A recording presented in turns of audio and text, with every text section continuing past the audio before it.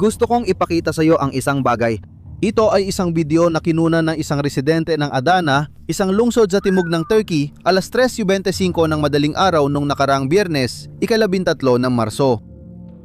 Tingnan mo ang langit. Ang bagay na ito na nagliliyab ay isang Iranianong ballistic missile na inilunsad mula sa Iran, tumawid sa Iraq, tumawid sa Syria, pumasok sa impapawid ng Turkey at pinabagsak ilang minuto lang ang layo mula sa isang base na nagbabantay ng 50 Amerikanong nuclear bombs. Ito na ang pangatlo sa loob ng 10 araw. Kaalyado ng Turkey ang Iran, hindi sila magkaaway at hindi pa sila naging target. Kaya bakit patuloy itong nangyayari? Ang sagot ay tumutukoy sa isang lihim na estratehiyang militar ng Iran na binuo sa loob ng 20 taon at na-activate 2 linggo nang nakalipas.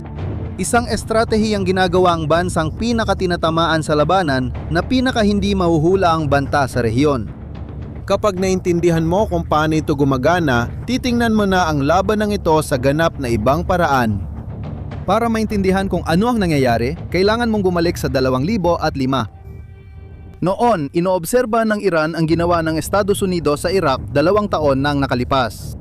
Sa wala pang 3 linggo, ginapin ng mga Amerikano ang hukbong Iraqi. Hindi dahil mahina ang mga sundalo, kundi dahil sobrang sentralisado ang kanilang command at control.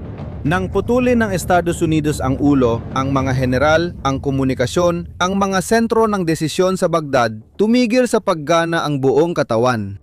At naisip ng Iran, hindi dapat mangyari ito sa atin. Kaya nagtayo sila ng ibang bagay, isang bagay na tinatawag ng mga militar na mosaic defense. Simple lang ang ideya at dahil doon, sobrang epektibo ito. Isipin mo ang isang mosaic. Yung mga likhang sining na gawa sa daan-daang piraso ng ceramic. Kung mabasag mo ang isang piraso, buo pa rin ang mosaic. Kung 10 ang mabasag, buo pa rin siya. Dapat mong sirain isa-isa ang bawat piraso para tuluyang mawala ang likhang sining. Ginawa ito ng Iran sa kanilang hukbo. Hinati nila ang Revolutionary Guard sa 31 regional na grupo, isa para sa bawat probinsya ng bansa. Bawat grupo ay may sarili nilang mga misil, sariling mga drone, sariling intelligence, sariling mga milisya at sariling mga ruta ng supply. At mahalaga rin, bawat grupo may awtoridad na kumilos mag-isa, hindi na kailangang tumawag sa Tehran o humingi ng pahintulot kanino man. Ang ideya ay na kahit masira ang kabisera, kahit mapatay lahat ng mga leader, bawat piraso ng mosaic ay patuloy na gumagana, patuloy na umaatake at patuloy na umiiral. Noong Pebrero 28 ngayong taon, inilunsad ng Estados Unidos at Israel ang pinakamalaking operasyong militar laban sa Iran. Napatay si Khamenei, napatay ang mga general, nawasak ang Central Command at pagkatapos ay unang beses na inactivate ang mosaic defense sa kasaysayan. 2 araw pagkatapos, kinumpirma mismo ng Iranyanong kalihim na ugnayang palabas sa publiko. Ang mga unit ng militar ay kumikilos basta mga pangkalahatang tagubilin. Walang pangangailangang kumonsulta sa Tehran. Pag-isipan mo muna ang kakarinig mo lang. Walang pangangailangang kumonsulta sa Tehran.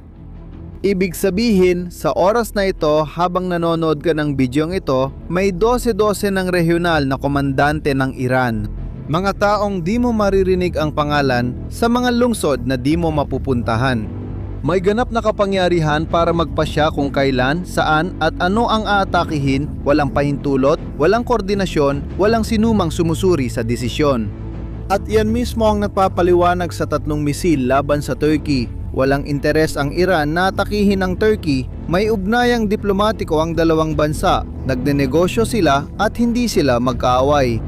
Pero isang regional komandante sa kwartong walang bintana ang nagdesisyon, maaaring tinarget ang presensya ng Amerika sa rehiyon dahil sa maling kalkulasyon o maling impormasyon. At 3 misil ang pinakawalan patungo sa isang base na may 50 nuclear na bomba. Walang pulang telepono sa Tehran na pwedeng sagutin para itigil ito at walang pindutan na pipigil sa sistema. Na-activate ang mosaic at bawat piraso ay gumagalaw na mag-isa. Ngayon, alam mo na ang problema. Mga misil na inilulunsad ng mga komandante na walang kontrol, koordinasyon o pahintulot at ang target na lugar ay hindi ordinaryong base militar. Hayaan mo ikwento ko sa iyo ang tungkol sa Incirlik. Isa itong airbase sa timog ng Turkiya, ilang kilometro lang mula sa lungsod ng Adana, eksaktong doon kinunan ang video na yon 3:00 ng madaling araw. Sa labas, mukha lang itong karaniwang base militar, mga runway, mga hangar, mga sundalong Amerikano at Turko na magkasamang gumagamit ng parehong lugar mula pa noong 1954. Pero sa ilalim ng lupa, sa mga pinatibay na underground shelter, mayroong 50 Amerikanong bombang nuklear. 50. Ngayon siguro nagtatanong ka, anong ginagawa ng mga Amerikanong bombang nuklear sa Turkiya?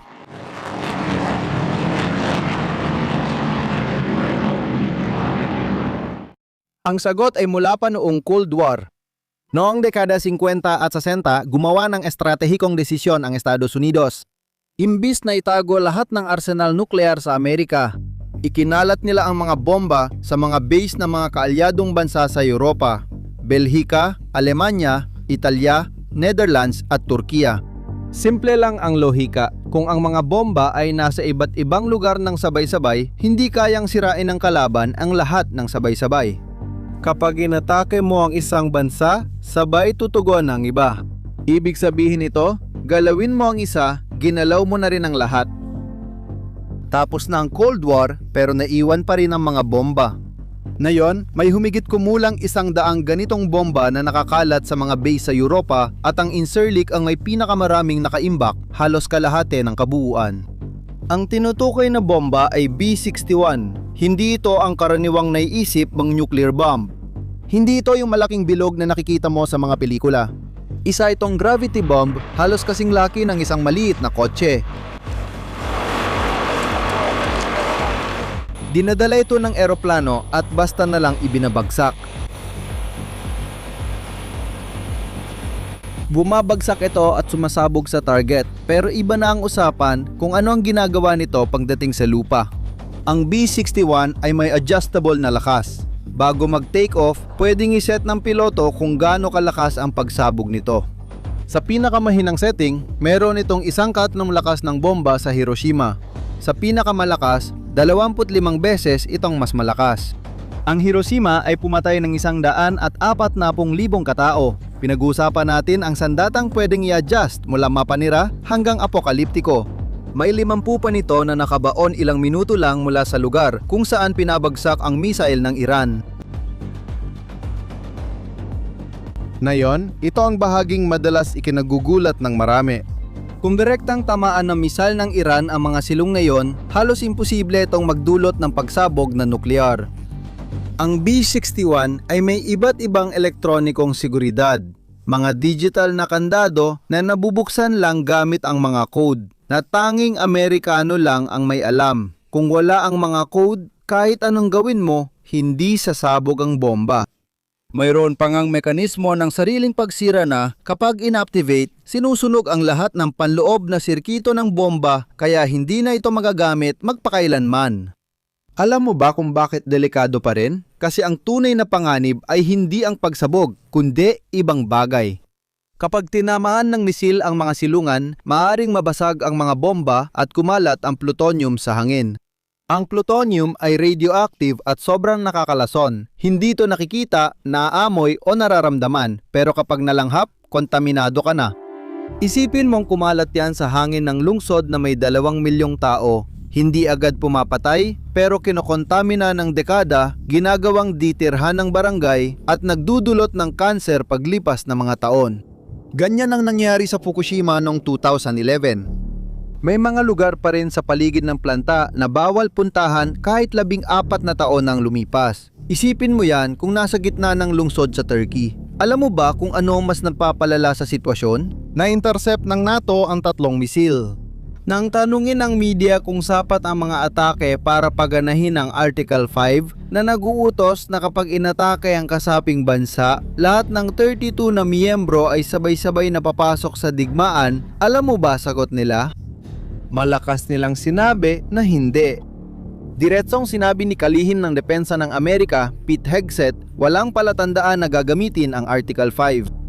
Ang pinuno ng NATO si Mark Rutte ay mas malinaw pa, walang sinuman ang nagsasalita tungkol sa Article 5. Teka, isipin mo ito, may bansang nagpaputok ng 3 misil sa base ng Amerika na may nuclear na arma sa teritoryo ng isang kaalyado.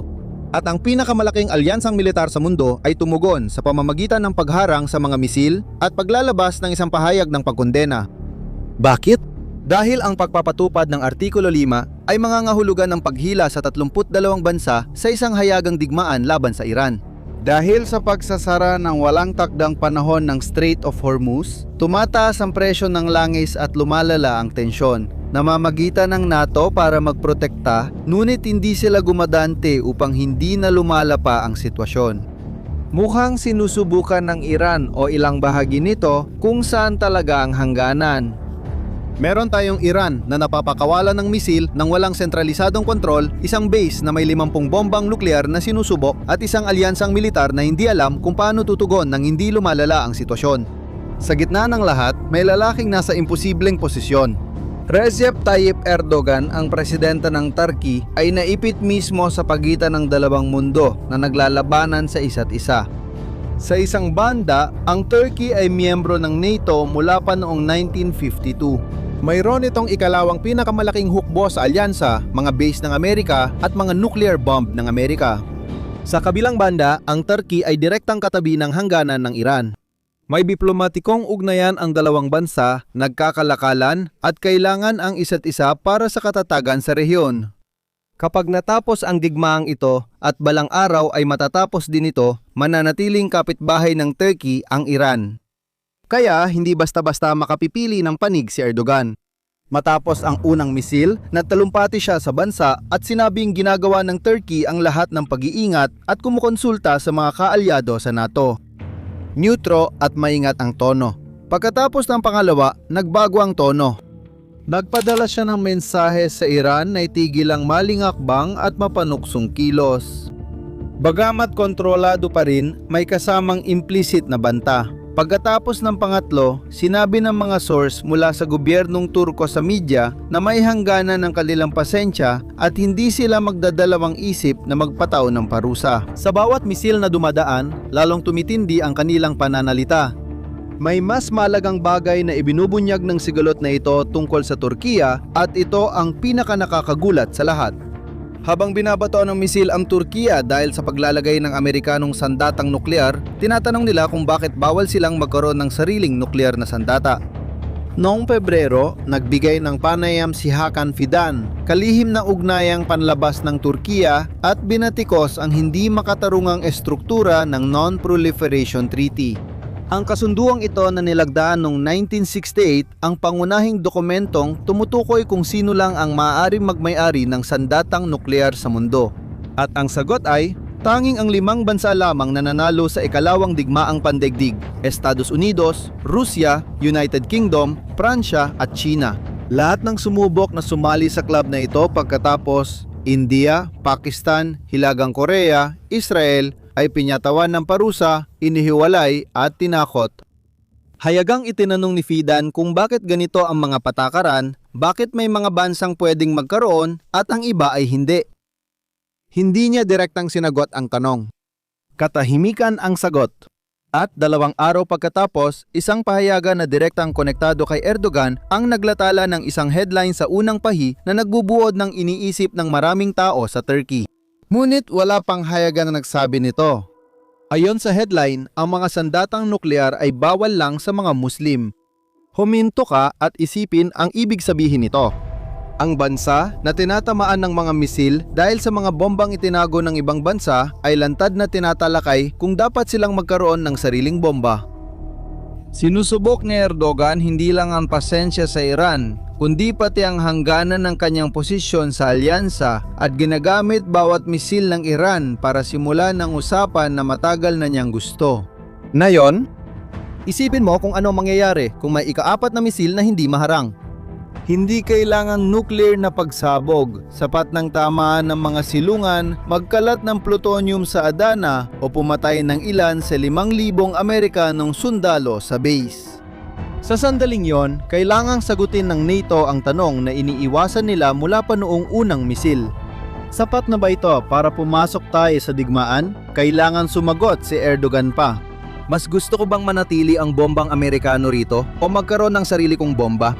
At ngayon, gusto ko malaman kung ano ang iniisip mo. Sa iyong palagay, hanggang saan ang pasensya ng NATO? Sapat na ba ang isa pang misil? Dalawa?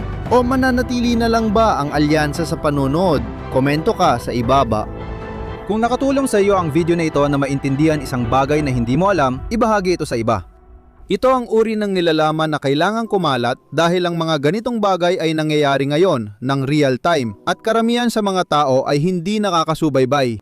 Mag-subscribe ka sa channel at i-activate ang notification bell. Ang mga susunod na kaganapan tungkol sa sigalot na ito ay tatalakayin dito agad-agad kapag nangyari. Hanggang sa susunod na video.